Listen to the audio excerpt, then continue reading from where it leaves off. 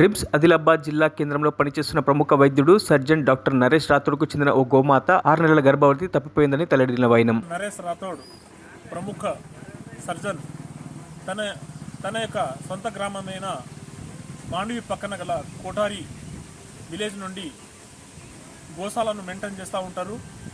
అచ్చట ఎండాకాలంలో పశుగ్రాసం కొరత నిమిత్తం గ్రేజింగ్ పర్పస్ అని చెప్పేసి ఇక్కడ తలమడుగు మండలము కజ్జర్ల గ్రామంలో తీసుకురావడం జరిగింది.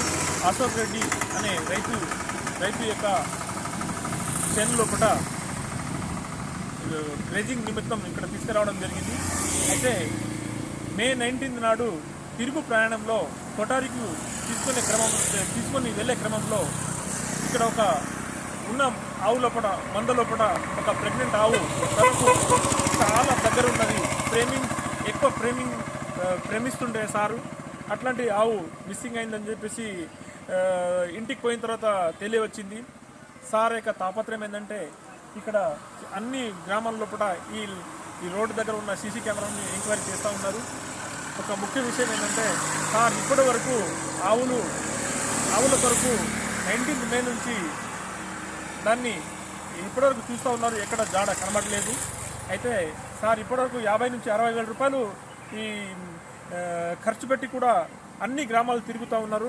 అయితే ఎవరైనా ఆచూకీ తెలిసి ఉంటే దయచేసి రైతులు డాక్టర్ నరేష్ రాథోడ్ రిమ్స్లో పనిచేసే డాక్టర్ గారికి మనము చెప్పవలసిన అవసరం ఉందని చెప్పేసి ఈ సందర్భంగా తెలియజేస్తున్నాం. మరిన్ని అప్డేట్స్ కోసం మా ఛానల్ని సబ్స్క్రైబ్ చేయండి.